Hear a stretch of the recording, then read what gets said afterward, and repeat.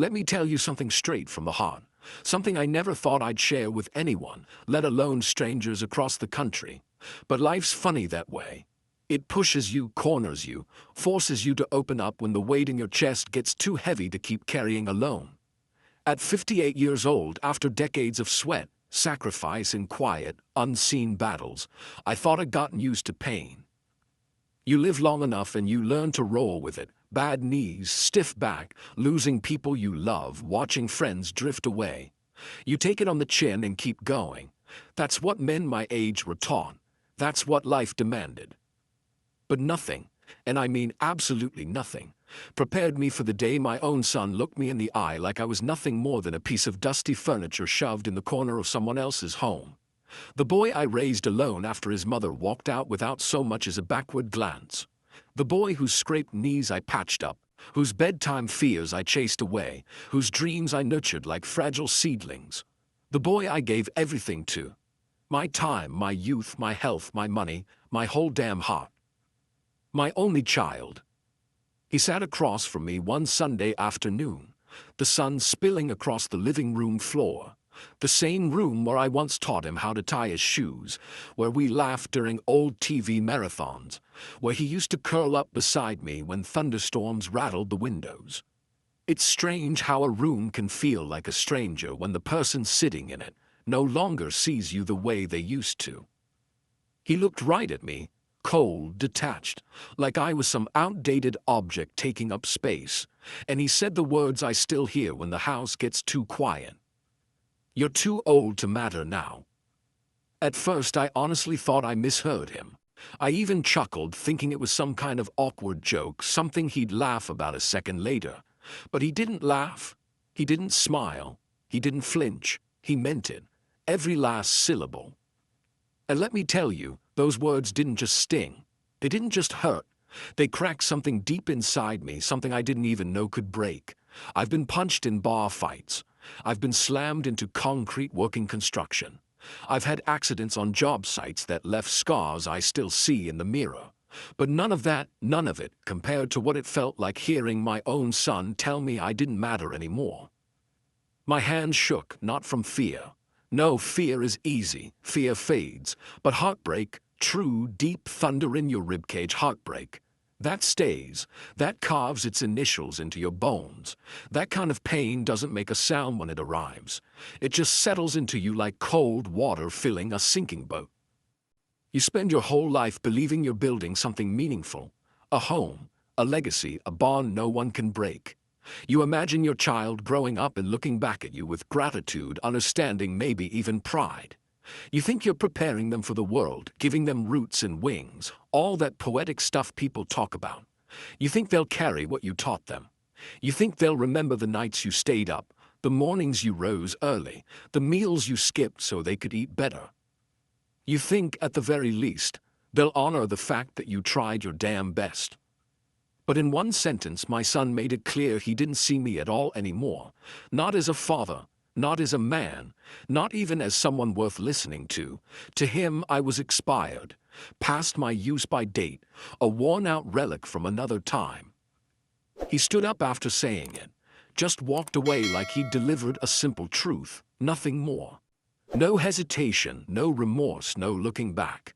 And when the door closed behind him, the silence dropped over me like a heavy blanket, a silence so thick it felt as if the air itself froze.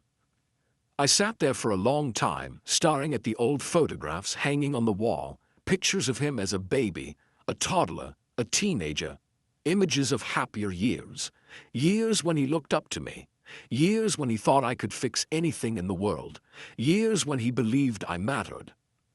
I didn't sleep that night, not even for a minute. I just lay awake replaying his words until they echoed like thunder in an empty canyon. It's funny how one sentence can rearrange your entire universe. But here's the part he didn't know. Here's the part he couldn't see coming. The very next week, just 7 days later, everything he'd built, everything he proudly claimed as his own, everything he thought made him superior, came crashing down around him like a house made of matchsticks in a windstorm. His pride, his success, his illusions, all of it. He lost everything. And the craziest thing, I didn't have to lift a hand against him. Life handled that part on its own. Life has a savage way of revealing truth, of humbling those who think they're untouchable, of reminding people that arrogance is a luxury that burns fast. But when the dust settled, when he came back to me with fear in his eyes instead of judgment, when he realized just how wrong he'd been, that was when it was my turn to act, not with anger, not with vengeance, but with a kind of quiet justice only age can teach you. The kind of justice that doesn't need shouting, threats, or fists. The kind that hits hardest because it's delivered calmly, decisively, unmistakably. My son learned a lesson he will never forget.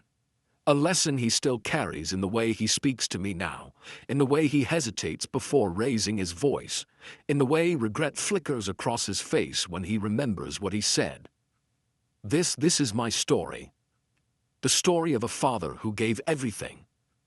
A hard-working man who spent his life building others up while holding himself together. A man who loved too deeply to ever think betrayal could come from his own blood. And a son who didn't realize the worth of what he had, until life took it out of his hands and held it up like a mirror he couldn't look away from. This is the story of what happens when a father is underestimated, and when a son learns the hard truth about the man he thought had grown too old to matter. My name's Daniel Rook, though nobody who's known me more than a year calls me that. Folks around here still call me Danny, like I'm the same kid who used to run around barefoot in the Texas dust, swinging a stick like it was a sword and dreaming of becoming something bigger than the small town that raised me. I'm 58 now, 59 just creeping around the corner, and I've spent most of those years under the unforgiving Texas sun, with calloused hands, a weather-beaten face, and a body that feels like it's been through a lifetime of fights I never got credit for winning. I've lived in Austin long enough to see it grow from a sleepy barbecue town to some kind of tech empire, where every other house gets bulldozed and rebuilt into something shiny and soulless. But me, I stayed the same. A simple man. A hard-working man. A man who learned early on that your word and your work are the only two things in this life that carry any real worth. For 35 years, hell, probably more, I walked onto construction sites before the sun even broke the horizon. I know the sound of steel hitting concrete better than I know the sound of my own voice. I've run crews, patched roofs, built decks, raised walls, fixed every kind of problem you can imagine. My hands got so rough they could probably sand down a 2x4 without any tools. My back, well, that thing sounds like a bag of gravel every time I get out of bed, and my knees. They complain more than the evening news. And yet, I never once complained about the work, not because it was easy, but because I knew exactly who I was doing it for. Every blister, every ache, every sunburn, every long day and longer night, all of it, every single bit, was for my son, Eli. Eli was 6 years old when his mother walked out. She left on a cold morning right after Christmas, her breath visible in the air as she dragged her suitcase down the driveway like she was escaping a burning building instead of a family. She said she needed to find herself. But the truth is she'd already found something, or rather someone else. A man in California with a shiny car and a shinier life. She didn't even look back. Not once. I stood there in the doorway, holding Eli's tiny hand, feeling it tighten around my fingers as he realized she wasn't coming back. His whole little body started shaking, and I swear something inside my chest cracked. That's the thing about heartbreak. It doesn't always come from romance. Sometimes it comes from watching your kids suffer. For weeks after that, Eli would wake up crying, calling out for her. Sometimes in the middle of the night, sometimes right before dawn. And every time, every single time, I'd get up, shuffle down that hallway, lift him into my arms, sit on the edge of his bed and whisper, "I'm right here, buddy. I'm not going anywhere." And I meant those words with my entire soul. Because I knew something in him broke that day, something that only time and love could patch back together, and damn it, I was going to be the one to do it. So I raised him alone, not perfectly, not by a long shot, but with everything I had. I packed his school lunches even when I was dead tired and running late for work. I learned how to braid hair just to help him tie knots for Cub Scouts, even though my fingers were more used to holding wrenches than anything delicate. I worked double shifts so I could send him on field trips, pay for school supplies, get him into summer programs. I became coach for his little league team even though I threw a baseball like a man whose hand had forgotten its original purpose decades ago. But I showed up.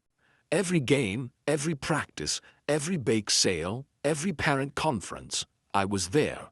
I was always there.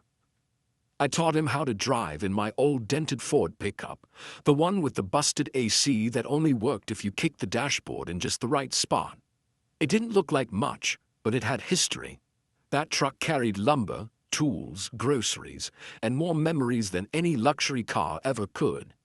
Eli used to laugh at its rattles and groans, say it sounded like it was trying to hold itself together through sheer willpower alone.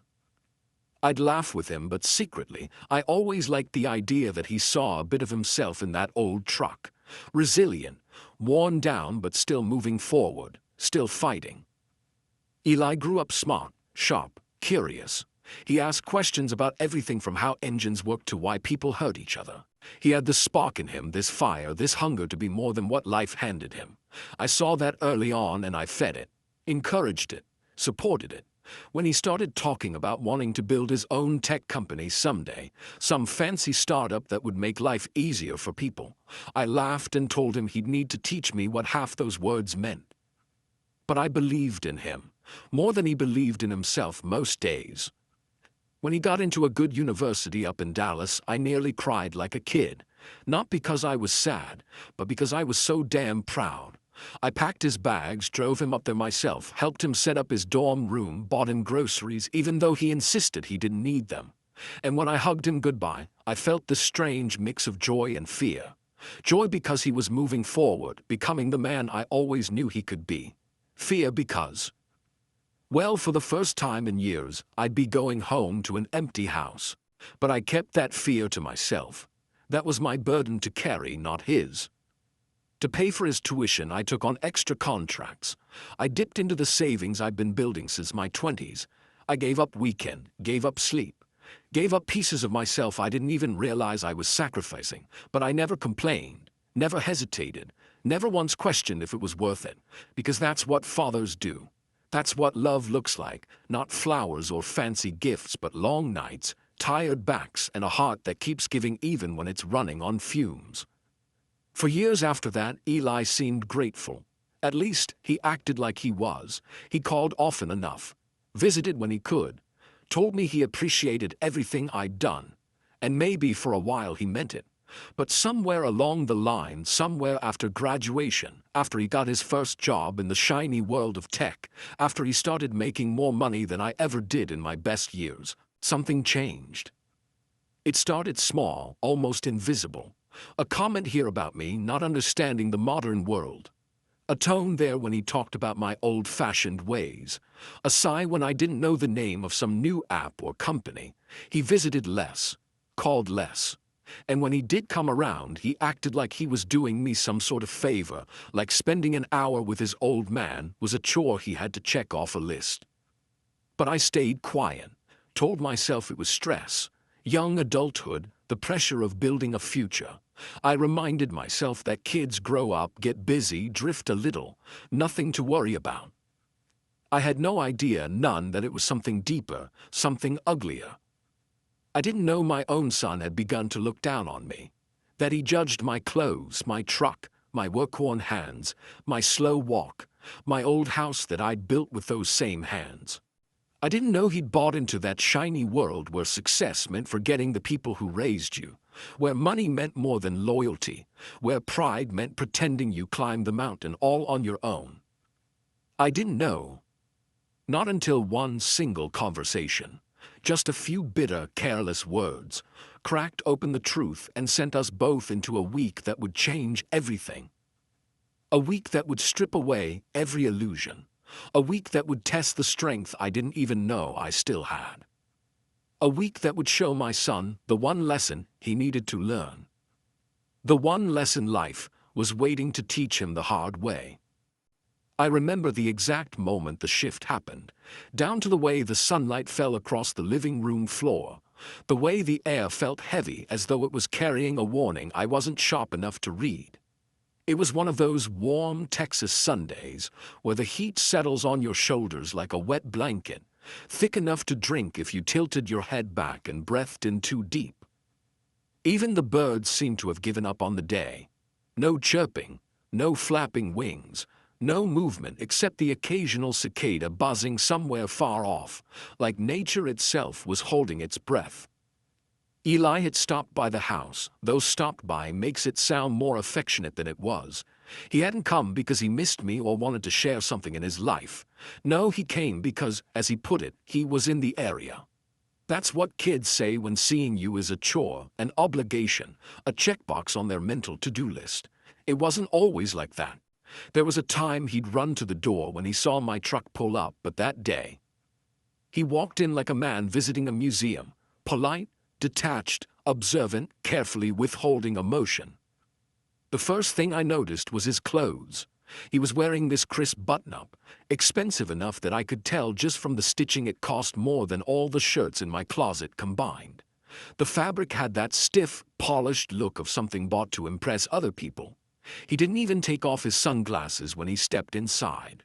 Just stood there, towering in the doorway, scanning the place like a home inspector checking for violations. His cologne arrived before he did, one of those sharp metallic scents that smell more like a billboard than a person. And me? I was sitting in my worn denim shirt, the same one with the paint stains on the sleeve that'd been there since the summer I redid the kitchen cabinets. I'd never bothered to scrub them out. Each stain had a story, a memory. But standing next to him, I suddenly felt like an old photograph next to a glossy magazine cover. He sat down across from me in the living room, right in that recliner he used to jump into when he was a kid, feet too short to touch the floor. I remember his little sneakers dangling, the way he used to swing them back and forth while telling me everything about his day. But now, in that same chair, he looked stiff, uncomfortable, like he didn't want to leave any wrinkles on the expensive fabric he draped over himself. He didn't look at me when he spoke. He looked around me at the old furniture, at the walls I'd patched myself after a leak years ago, at the framed pictures lining the shelves, the ones that captured birthday parties, baseball games, school plays, first days of school. He glanced over them like he was scanning the remnants of some outdated exhibit, and everything he didn't say out loud echoed louder in the silence between us.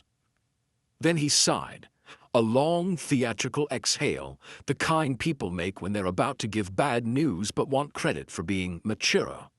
He leaned back, adjusting the cuff of his shirt like he was preparing for some boardroom meeting. "Dad, I need to talk to you about something. It's kind of serious." My stomach tightened. Any parent knows that tone, the one that tells you something's coming, something that will either change everything or leave a crack that never quite heals. He started talking about his startup, how it was growing, how investors were taking notice, how he was finally setting foot into the big leagues. Part of me wanted to smile, to celebrate with him, to tell him how damn proud I was that he was achieving exactly what he dreamed of.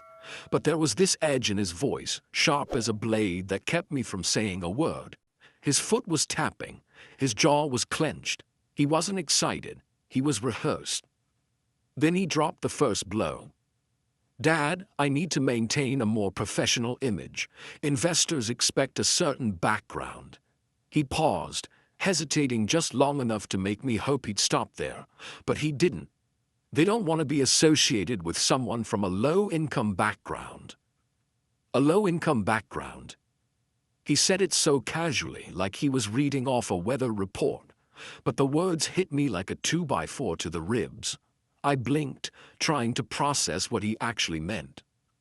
A low-income background. I repeated slowly, trying not to let the tremble in my voice show. He shrugged with this uncomfortable half-smile, the kind you wear when you know you're being cruel but don't want to admit it. "I'm not trying to be rude. I'm just saying I can't introduce you to them yet. They'd wonder about my upbringing, your house, your truck, your whole situation." my whole situation. I swear I felt something in my chest twist hard, not anger, not yet, but a deep, heavy burn that settled under my ribs. My situation. Was he talking about the life I built, the home I maintained, the truck that carried him to school, to baseball, to every place he ever needed to go, the very things that held him up when he had nothing? I leaned forward in my chair, elbows on my knees. Son, I worked my whole life to give you everything you have now, every chance you got. Dad, he cut in sharply, waving his hand like he was brushing away a fly. You don't understand. Times change. People don't respect. He searched for the word, and I could see the moment he picked the cruelest one. People who are relevant anymore. Relevant. Like I was some outdated appliance collecting dust. A lump formed in my throat so tight I could barely swallow. Relevant, I echoed, barely more than a whisper. He avoided my eyes, adjusted his cuff again, cleared his throat. All those little gestures people make when they don't have the courage to face the damage they're causing. And then he said it. The sentence that didn't just bruise, it shattered. Dad, you're too old to matter now. The world went quiet. Not the peaceful kind of quiet, no. This was the kind that makes your ears ring, the kind that feels like someone turned the volume down on life itself. I stared at him, but the room felt blurry, like I was underwater. My own son, my boy, the kid I raised through tears and scraped knees and lonely nights, the kid I sacrificed every part of my life for, was telling me I didn't matter anymore. I didn't yell. I didn't stand up. I didn't curse or fight or try to defend myself. I just stared at him, searching his face for some sign that this was a mistake, that he didn't mean it, that somewhere inside him was the little boy who once looked at me like I was the strongest man in the world. But he wasn't there. Instead, there sat a man who believed the world had no space for the likes of me. A man blinded by ambition, poisoned by pride, embarrassed by the very hands that built the foundation he now stood on. I simply nodded, swallowing the heartbreak like a stone. I see, I said quietly. And that was it. He left soon after, tapping his phone, rushing out with some excuse about a meeting he couldn't be late for. He didn't hug me goodbye, didn't even look back at the doorway, just walked out like I was another task he'd completed and could now move on from. That night I sat alone in the dim glow of the living room lamp, surrounded by photographs of a boy who once loved me fiercely. I stared at those pictures until my eyes blurred. And somewhere in that silence, something inside me shifted, not anger, not yet, but a kind of hollow ache that carved its way through my chest. I had no idea what was coming next, no idea how quickly life was about to flip him upside down.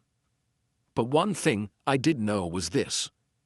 Truth doesn't stay buried forever, and when it rises with force. And 1 week later, my son would learn that lesson the hard way. Not because I planned it. Not because I wanted revenge. But because life has a cruel way of showing people exactly what they've forgotten. 3 days after that conversation, 3 days after my own son looked me in the eyes and told me I didn't matter anymore, I got a phone call that shook the ground right out from under me. I was sitting on my front porch, early morning breeze rolling through the trees, sipping on a cup of coffee that had already gone cold. I wasn't really drinking it.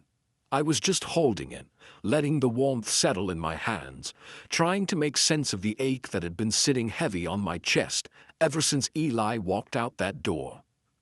My phone buzzed. The name Mason H. popped up on the screen. It had been years since I heard from the kid. Mason used to be one of Eli's closest friends back in high school, the kind of kid who'd spend half his weekends at our house, eating whatever leftovers I had and laughing like the world was still simple. He was respectful, grounded, humble, a good Texas boy who never forgot where he came from. Even after he started working cybersecurity for some firm in Dallas, he'd still call me Mr. Rook, no matter how many times I told him to call me Danny. I answered with a half smile, trying to sound normal. Well, hey, Mason, long time, everything all right? But the way his voice trembled right out the gate made the hair on the back of my neck stand up. Mr. Rourke, I think you should know something about Eli. My stomach dropped. You ever get that instinctive feeling before someone tells you bad news? Like your body knows before your brain does. That's exactly what washed over me like ice water. I stood up from my chair, packing the porch as the cicadas hummed in the distance. What happened? Is he okay? Mason let out this long breath, the kind people take when they're holding a truth that'll break someone. He's not hurt, nothing like that. It's his company. Right then I froze. I mean completely. Felt like my boots were glued to the wood. What about it? Mason hesitated again, and that alone told me everything was about to go downhill. It's not doing good. Actually, it's doing real bad. And I think he's in trouble, Mr. Rourke. Serious trouble. I leaned against the railing, trying to keep my breathing steady. What kind of trouble? Mason cleared his throat, voice low like he didn't want anyone on his side overhearing. Look, I work cybersecurity. I see things I'm not supposed to see sometimes. And I know this ain't exactly my place, but I caught wind of some internal chatter from one of the investment groups Eli dealing with. He paused. When he spoke again, it sounded heavier, darker. They're trying to take his company away from him. My grip tightened on the phone. What do you mean, take it away? That investor he brought on, the flashy one, the guy always talking big numbers. He's bad news, Mr. Rourke. Real bad news. He's been moving funds around, using Eli's startup to cover some questionable side business. Legit shady stuff. And Eli, well, from what I saw, he signed paperwork giving that guy partial control. My heart pounded so hard I could feel it in my teeth. You're saying he didn't read the fine print? I'm saying, Mason breathed, he didn't read anything. He trusted the wrong man, and that wrong man is about to chew him up and spit him out. The worst part, Mason wasn't done. There's talk about fraudulent subcontracts. Someone used Eli's name, someone inside that investor's circle, and now Eli's the one tied to it on paper. If this blows up, he could lose everything. His company, his reputation, maybe even more. I pressed a hand to my forehead. My son, my only son, was standing on a cliff he didn't even know he was standing on, and below him, nothing but empty space. I didn't tell Mason what Eli had said to me 3 days earlier. Didn't tell him how my boy had sat in my living room and called me outdated, irrelevant, too old to matter. Didn't tell him how those words carved a hollow right through me that hadn't stopped aching since. That wasn't Mason's burden, and even if Eli had forgotten who raised him, I hadn't forgotten who he was. I hadn't forgotten the little boy who used to hug my leg when he was scared. I hadn't forgotten the nights he'd crawl into my bed during thunderstorms. No matter what he'd said, no matter how much it hurt, I was still his father. And fathers don't stop caring just because their kids lose their way. But before I could even think about stepping in, before I could even decide whether to help him or let him walk through the fire he'd set around himself, things took a turn for the worse. Much worse. Because sometimes life doesn't wait for you to recover from one heartbreak before punching you right in the gut with another. Sometimes it piles it all on at once. And that's exactly what it did. The fall had already begun.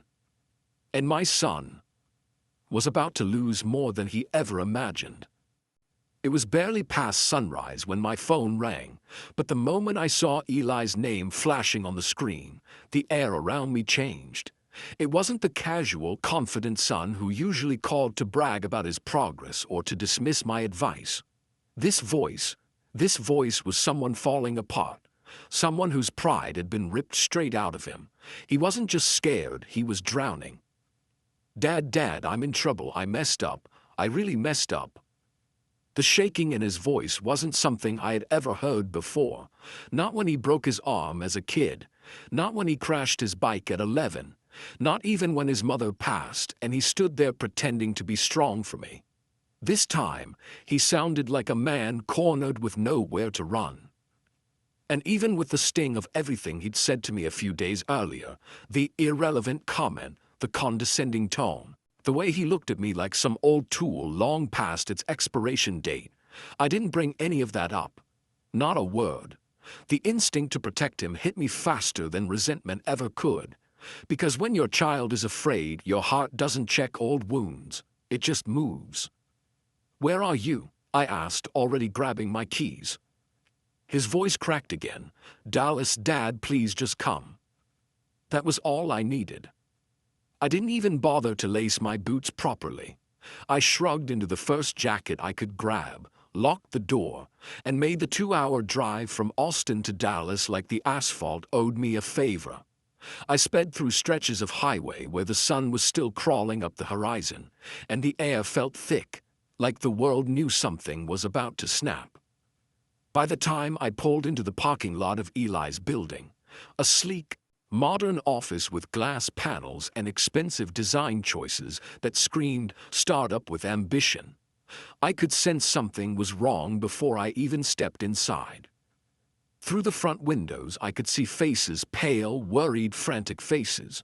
Employees standing in small clusters, whispering the way people do when they know something is falling apart but don't dare say it out loud. The receptionist, a young woman who usually greeted me with a polite smile whenever I visited, looked like she'd been crying for hours. Mascara smudged, a trembling hand covering her mouth. I pushed through the doors. The entire office felt like the aftermath of a storm. Papers scattered on desks, boxes half-packed, computer monitors turned off even though it was barely morning. The air itself felt heavy, like it was weighed down by fear and uncertainty. Then I saw him. My son, my brilliant, stubborn, prideful son, packing inside his glass-walled office like a trapped animal. His hair was a mess. His shirt was wrinkled. His eyes looked like they hadn't closed all night. When he saw me, something inside him just broke. "Dad," he breathed the word unsteady as he rushed toward me. "They're trying to take everything, literally everything." I rested a hand on his shoulder, grounding him. "Tell me what's going on." What he told me, it was worse than I expected. The investor had shown up early that morning with 2 high-powered lawyers, suits so sharp they could cut someone just by walking past them. They barged into the office like they owned the building already, waving documents, threatening litigation, claiming breach of contract, claiming Eli had violated terms of agreement, claiming he owed them money from mismanagement, claiming they owned the company now. Every file, every piece of code, every client relationship, every inch of intellectual property. Eli tried to fight back, but the investor laughed in his face. Actually laughed, loud enough for employees outside to hear, loud enough to humiliate him in his own space. And the things this man said. "Kid, you thought you understood business. You're nothing but a boy who signs papers without reading them." The kind of line meant to crush someone, to belittle him so deeply he wouldn't dare fight back. I felt something shift inside me. Not the blindness of anger, no, that rushes and fades. This was colder, steadier, hard-earned through years of dealing with men like this in construction, the type who hid knives behind smiles, predators who preyed on rookies, men who underestimated people like me because I came from the dirt, because I built houses instead of companies. They thought men with calloused hands were stupid. They thought men who worked under the sun didn't understand contracts, didn't know strategy, didn't know the law. They never realized that people who build the world know better than anyone how to tear down a structure from the inside. So when the investor stepped closer to Eli, raising his voice again, barking orders like he already owned the place, something inside me decided I wasn't letting this play out. "Son," I said calmly, with a quiet authority that made Eli's frantic breathing pause, "go get some water." He understood. I could see it in his eyes. This wasn't me pushing him aside, this was me telling him, "Let me carry this. Just this once." So he stepped out of the office. The investor turned toward me with the kind of smirk men like him are born with, the smirk of someone who's gotten away with things his whole life and thinks today will be no different. He gave me a slow once-over from my worn jacket to my scuffed boots. "And who's this?" he said loud enough for his lawyers to hear. "The janitor." His lawyers snickered. I didn't rise to it. I didn't need to. I just shrugged, something like that. Then I stepped closer, lowered my voice so only he and the two leeches beside him could hear. "You made a mistake on page 14 of your contract. Section 3. See, you listed a transfer of ownership that wasn't legally notarized. That alone makes your claim invalid." His face twitched just a tiny movement, but enough to show he felt the hit. I wasn't bluffing. Mason had sent me every document Eli signed. I had read them on the drive over, every page, every line, every shady loophole the investor had tried to slip through. And I added, keeping my voice calm, steady, absolutely certain, "You verbally threatened my son this morning, in front of staff. That's coercion." And I counted 3 witnesses without even trying. Now the smirk on his face didn't just flicker, it cracked. Because here's the thing about men like him.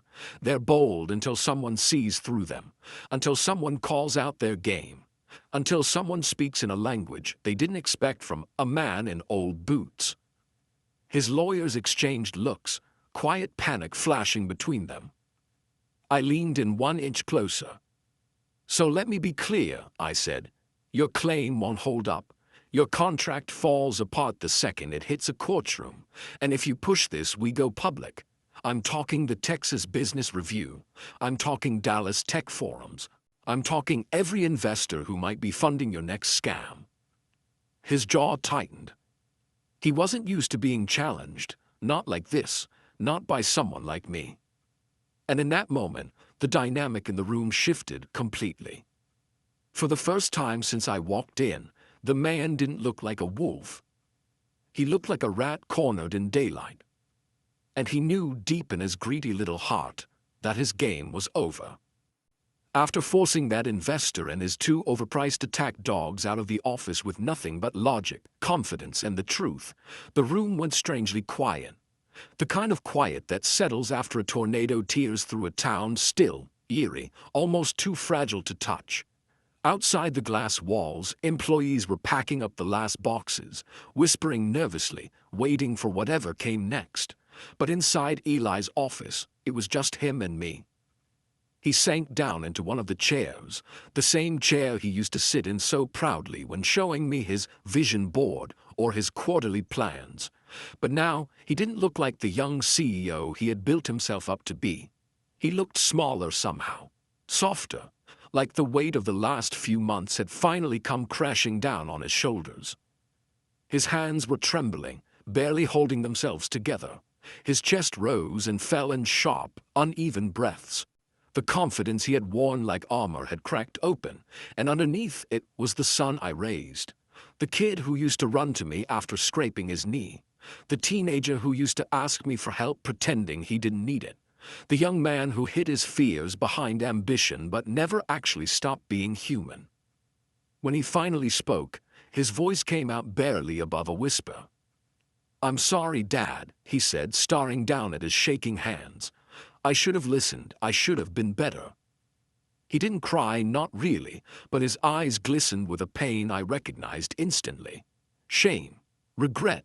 The kind of regret that doesn't just hurt, it breaks something inside you. I could see the moment he realized how badly he'd messed up, how much pride had blinded him, how far he'd wandered away from the values I tried to give him, values he dismissed just to chase a version of success he thought would make him untouchable. But there he was, humbled, stripped down, vulnerable in a way I hadn't seen since he was a boy. I took a breath, steady and slow, because anger wouldn't help him now. Judgment wouldn't either. For all the wounds he'd caused me, for all the words he'd thrown that cut deeper than he knew, he was still my son. "We'll figure it out," I said quietly, "together."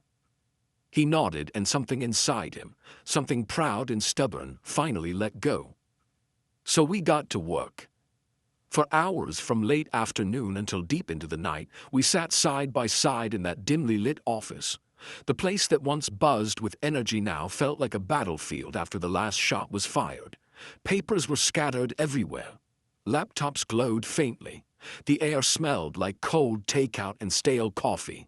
Outside, the city of Dallas thrummed with life, but inside those walls, time stretched and blurred. We went through everything. Every contract, every email thread, every internal memo, every digital signature, every financial transfer, every communication between Eli and that investor. Eli read with guilt heavy on his face. I read with years of experience sharpening my instincts. Every time we found something suspicious, he would look at me with this mix of dread and hope, as if I might tell him it was nothing. But I didn't sugarcoat it, not tonight. He needed truth, not comfort. Hours passed. The clock hit 10 p.m., then 11. Employees had long gone home. The building felt hollow, like we were the only two souls left awake in the world.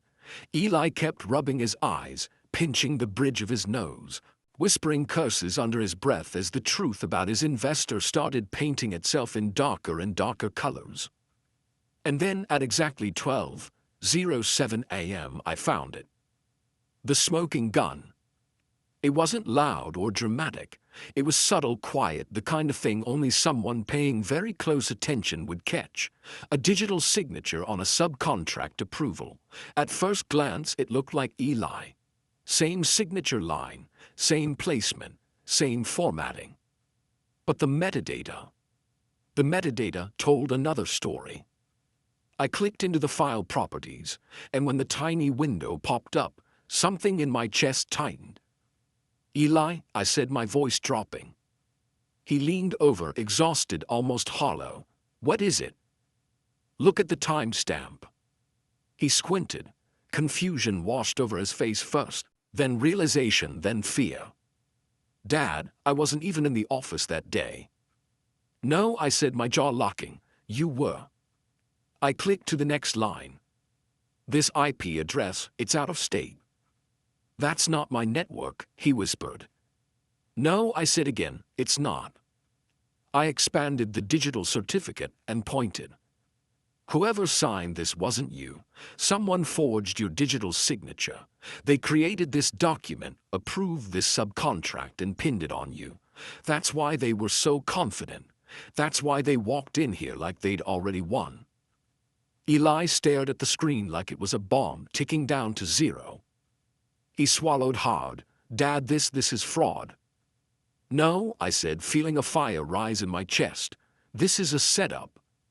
A full-blown trap. A calculated move designed to shift blame onto him so the investor could take majority control without a fight." Eli didn't stand a chance. Not with his pride, not with his trust issues, not with his lack of experience in corporate landmines. But now everything had changed. We had proof, real proof, the kind that destroys people in courtrooms, the kind that turns predators into prey, the kind that makes sharks swim the other way. For a long moment, neither of us spoke. The only sound was the quiet hum of the computer and the faint echo of the cleaning crew vacuuming somewhere 2 floors down. Eli finally whispered. He was never trying to help me, was he? I shook my head slowly. "No, son, he was trying to own you, and when that didn't work, he tried to bury you." Eli's breathing grew shaky again, but this time there was something else underneath it. Anger mixing with humiliation, fear mixing with relief, and maybe, just maybe, a spark of something I hadn't seen in him in a long while. Understanding. Responsibility. Growth. He leaned back in his chair, hands over his face, whispering, "I should have asked for help." I didn't rub it in. I didn't say "I told you so." I didn't bring up the irrelevant comment. Life was punishing him enough. Instead, I put a hand on his shoulder, firm, steady, grounding. "You're asking now," I said softly, "and that's what matters."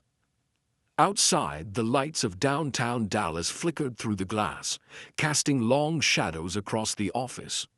Inside, the truth we uncovered hung heavy between us, but not in a hopeless way, in the way truth always feels right before justice begins. Eli lifted his head slowly.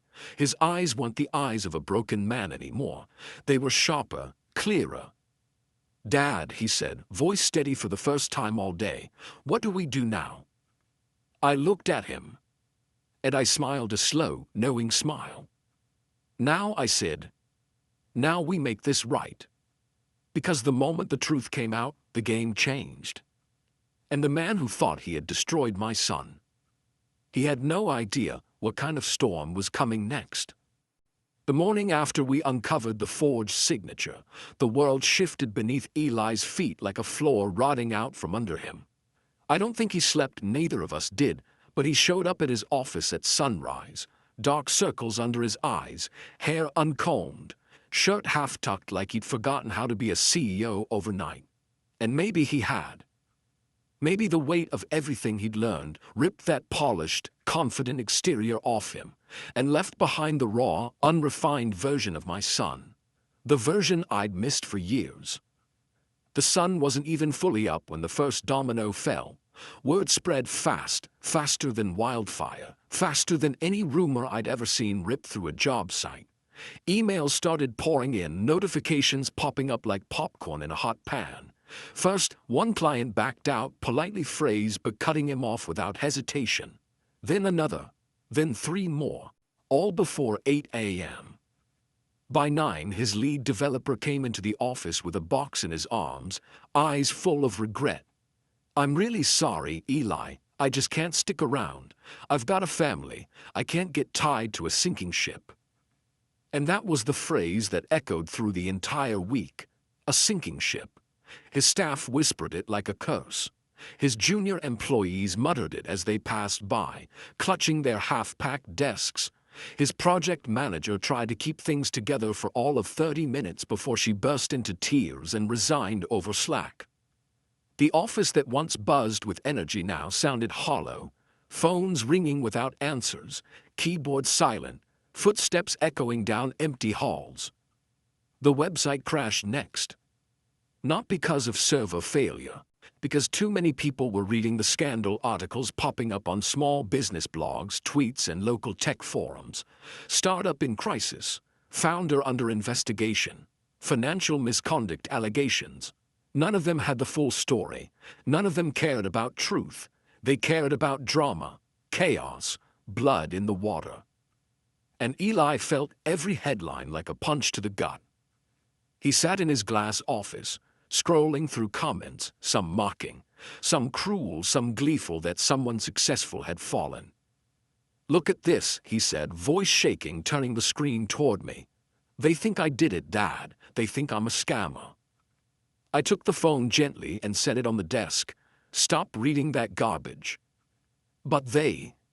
"Son," I said, firm but soft, "people will always talk, especially when they think you're weak. But what matters is the truth, and the truth is on our side now." But he didn't believe it. Not yet. The guilt, the humiliation, the weight of his own pride suffocating him, it all sat heavy on his shoulders. He looked like he aged 10 years in a single morning. By midday, the office was half empty. Employees avoided eye contact with him.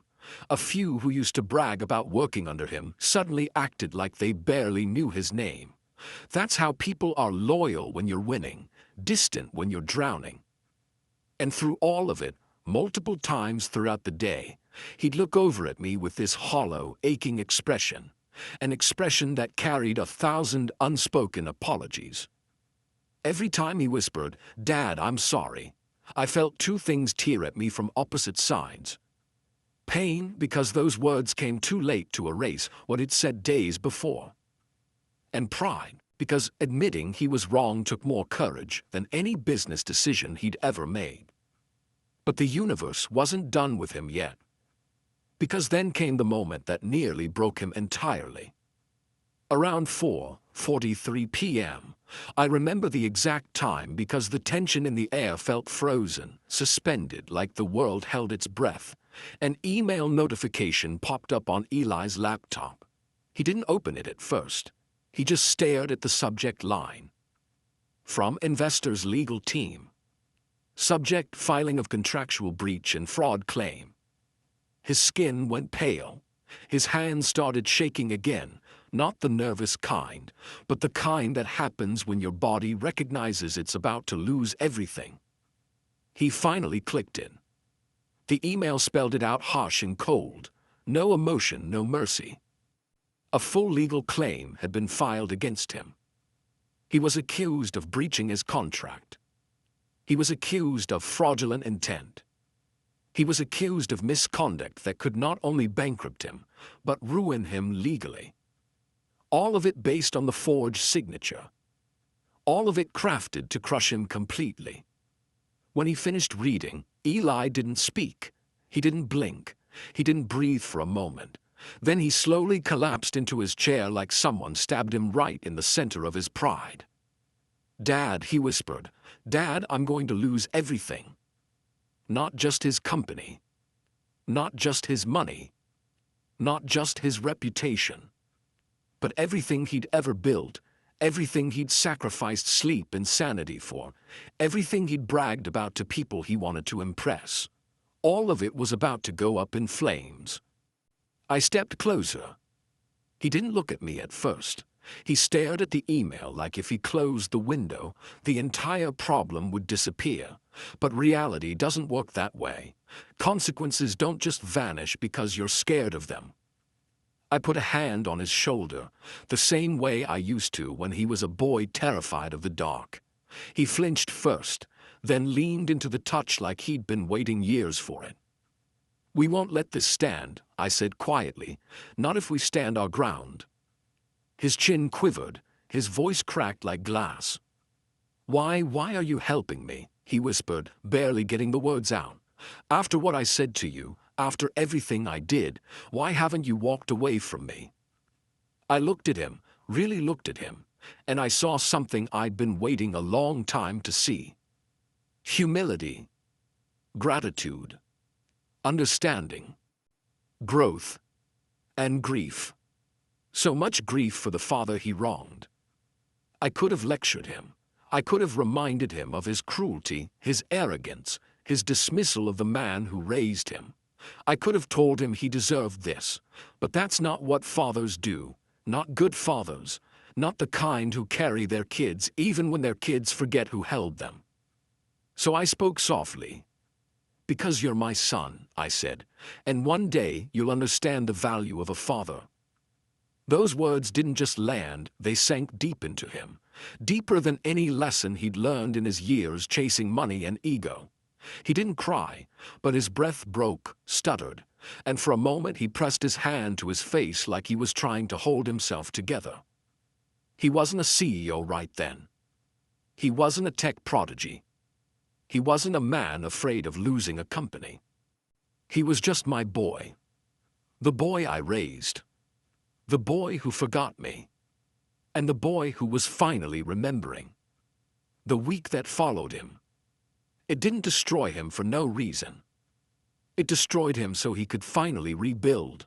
The right way, the honest way, the way a man becomes more than just his success. And I stayed beside him every second. Because that's what fathers do. The next morning came too early, the sky still gray, the air still holding the cold bite of a night that hadn't finished letting go. None of us had slept much, Eli barely at all. He sat at the kitchen table with his head in his hands, the forged document spread out in front of him like some cruel mosaic of betrayal. But we weren't going to sit there and let the storm swallow us. At exactly 8 a.m., we walked into the law office of Gloria Ramirez, recommended to us by an old friend of mine who said, if justice were a weapon, Gloria would be the one forging it. She didn't look like your typical high-polished corporate attorney. No fancy suits, no designer heels. She wore work boots, actual scuffed, broken-in work boots, like she'd personally walked through the messes her clients brought her. Tough, compact, with eyes sharp enough to punch holes through steel.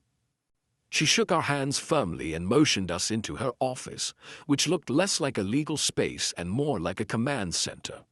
case files everywhere, screens glowing with data, coffee cups lined up like soldiers she'd exhausted in battle. "All right," she said, pushing her glasses up and leaning back in her chair. "Show me what we've got." Eli handed her the forged documents, shaky hands, clenched jaw, the fear still fresh. Gloria didn't speak for almost 2 minutes. She zoomed into the metadata, brows furrowed, eyes narrowing more and more until she clicked her tongue against her teeth. And then she leaned back and let out a slow, dangerous laugh. The kind of laugh someone makes when they've found the exact lever that will topple a giant. "Well, sweetheart," she said to Eli in a voice so confident it bordered on comforting, "you're about to watch this man eat his own ego for breakfast." Seeing Eli's face soften, even slightly, felt like watching someone resurface from underwater after nearly drowning. Then everything happened fast, faster, honestly, than either of us could mentally process. The next 48 hours became a whirlwind, no, a full-blown hurricane of action. Gloria pulled experts onto the case like she was assembling an elite tactical team. A digital forensic specialist dissected the timestamps and server logs. A handwriting consultant confirmed the signature had been copied digitally from a previous agreement.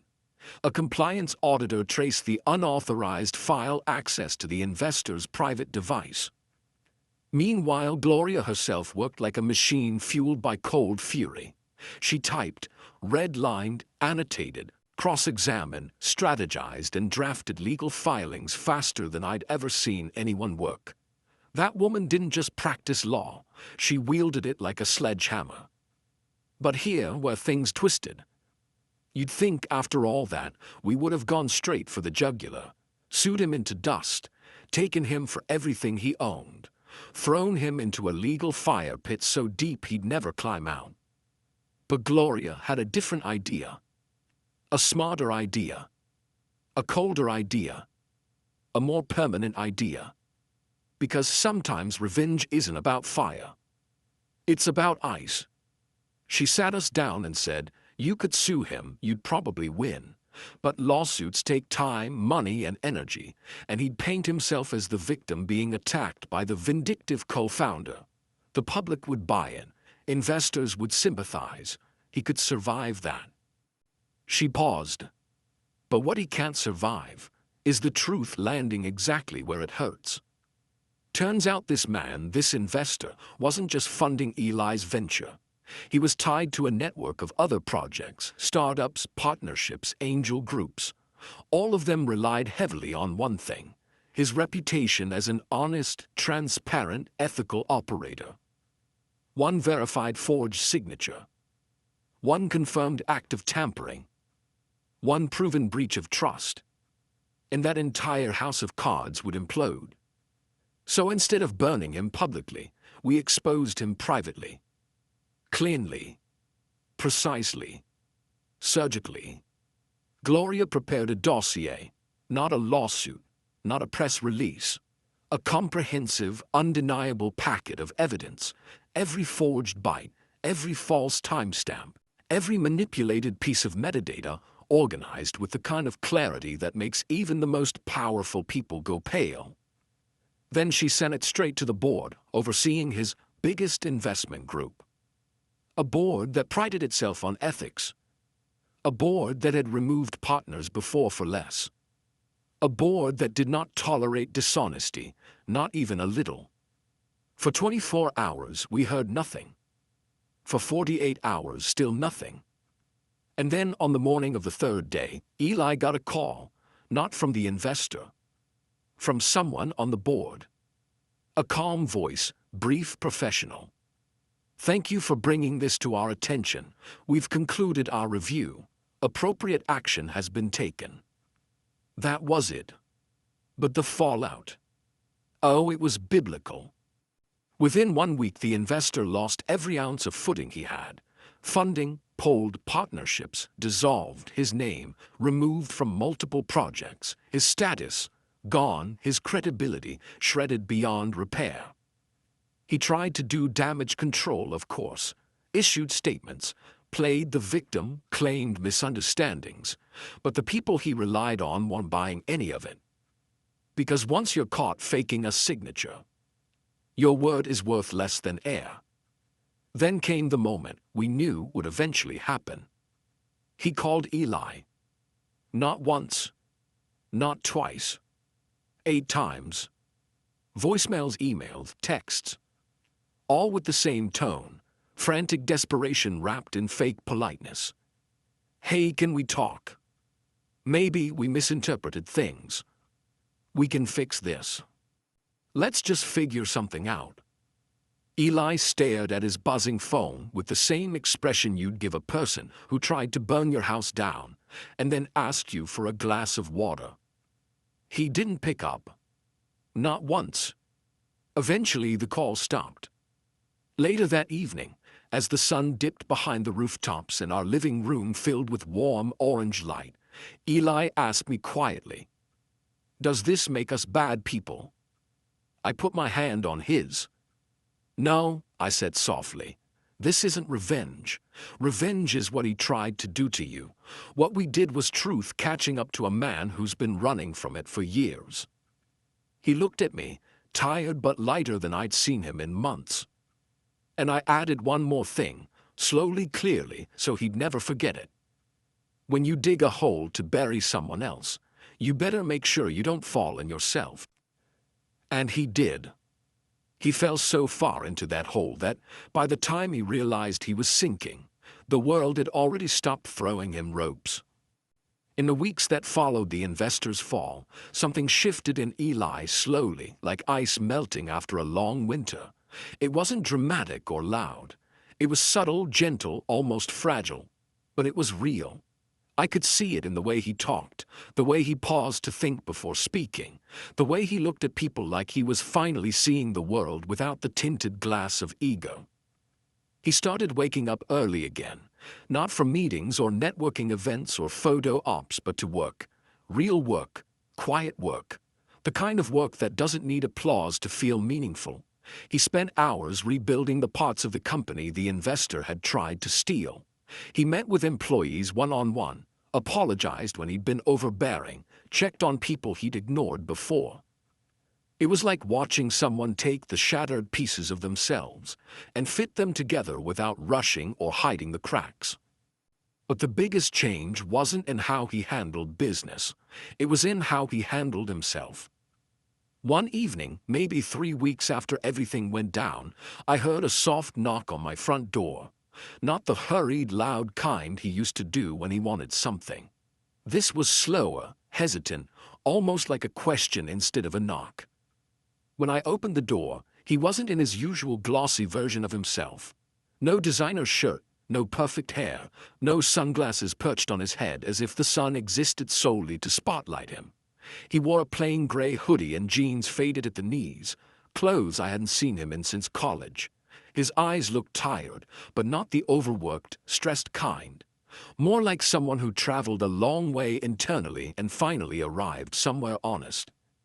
"Hey, Dad," he said, quietly, simply, with no performance in it. "Hey, kid," I answered, stepping aside to let him in. He walked into the kitchen, and for a moment, he just stood there looking around like he was seeing the place for the first time in years. The old wooden table, scratched from years of late-night homework and half-finished puzzles. The fridge with magnets from gas stations we stopped at during long road trips. The faint smell of coffee grounding the air. He sat down at the table and I sat across from him. And suddenly, it wasn't a man sitting across from his aging father. It was my boy, my son. The same kid who used to swing his legs because they couldn't reach the floor. The same kid who cried when he scraped his knee and insisted he didn't cry later. The same kid who believed I could fix anything. Broken toys, broken bikes, broken spirits. He rested his hands flat on the table, staring at the wood grain like he was searching for courage in it.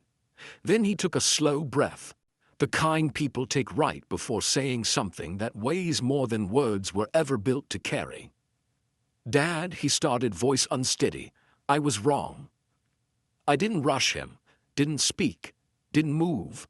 I wanted him to have the space to say everything he needed to say without feeling the slightest pressure. I thought success made me better than you, he continued, his voice cracking on the word better. I thought because I had money, because I had a company, because people listened to me, that it meant I knew more, that it meant I didn't need you anymore.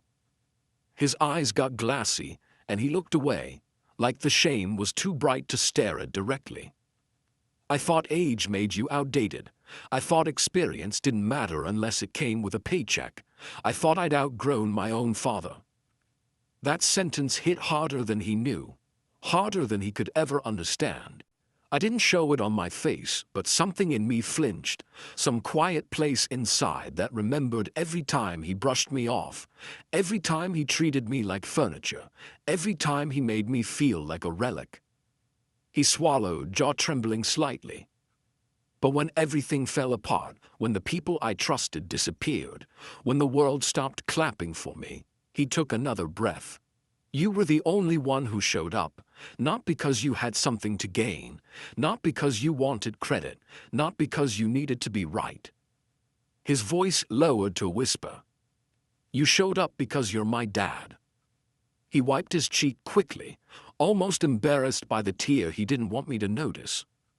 You defended me when I didn't deserve it. You protected me when I barely respected you. You fought for me when I couldn't even admit I needed fighting for. He looked at me then, really looked. Eyes red, voice soft, heart exposed in a way I hadn't seen since he was 10 years old and scared of thunderstorms. Dad, you matter more than anyone in my life.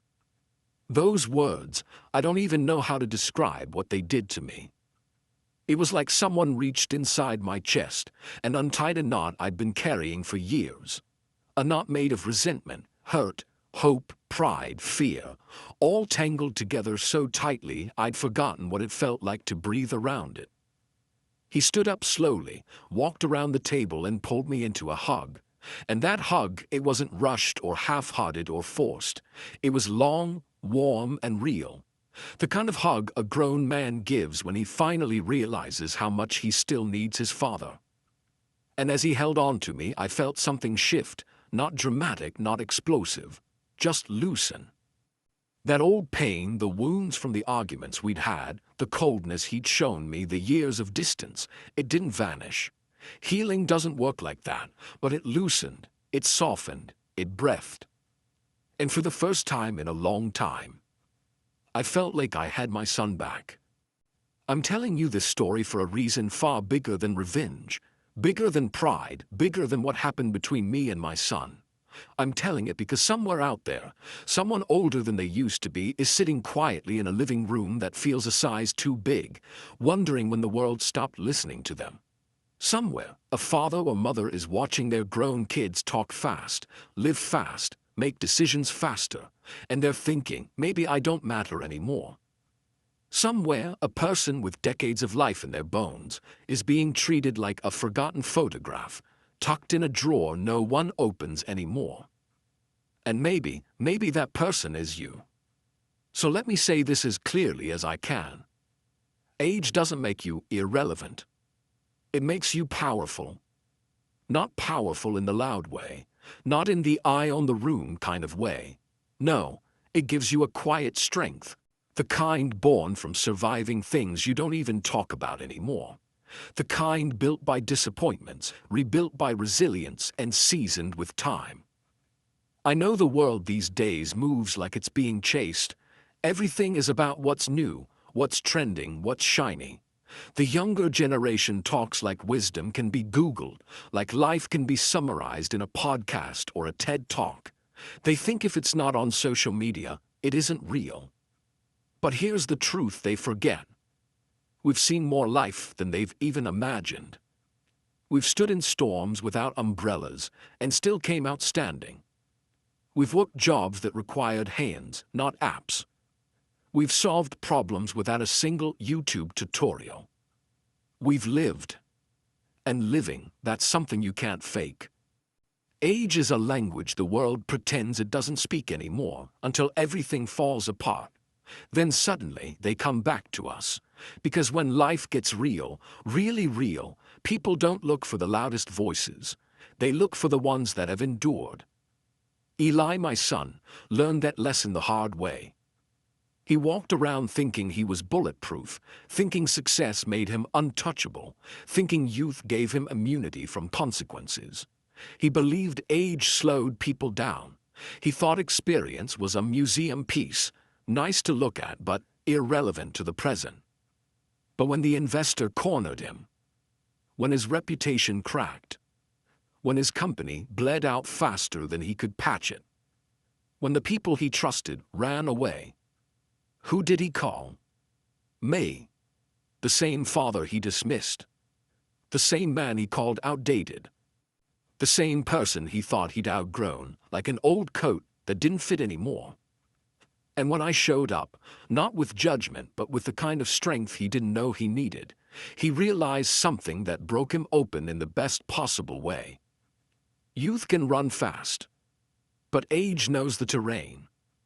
Youth charges forward, but age knows when to stop and read the signs. Youth brings energy, but age brings insight. And insight can save you in ways adrenaline never will. Now things are different. Every Sunday, no matter how busy his week was, no matter what meetings he has lined up, no matter how tired he is, Eli shows up at my doorstep. Sometimes he comes with stories about work. Sometimes he comes with silence, just wanting company. Sometimes he rolls up his sleeves and helps me fix things around the house like he used to when he was young. He'll mow the lawn or tighten loose screws or change the light bulbs on the porch, because climbing a ladder makes my knees complain like old friends gossiping.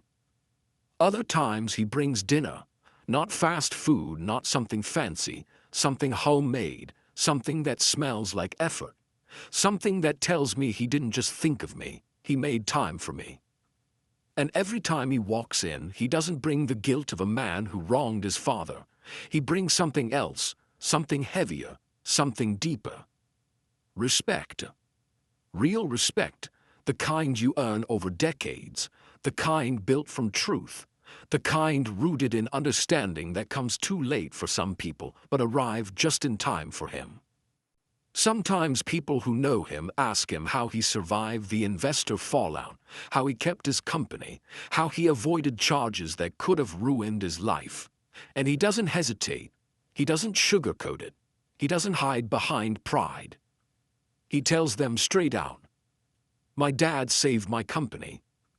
My dad saved me." And every time I hear that, every single time, it hits me like a second wind I didn't know I had left. Because maybe the world sees me as an old man now. Maybe people glance at me and see wrinkles instead of wisdom, gray hairs instead of grit, slowed steps instead of steady ones. But my son finally sees me for what I truly am. Not a burden, not a relic, not a man past his usefulness, but a father, a builder, a protector, a steady hand in a shaking world. A man whose life experience still has weight, real weight. A man who still matters. And that matters more than anything success ever gave him.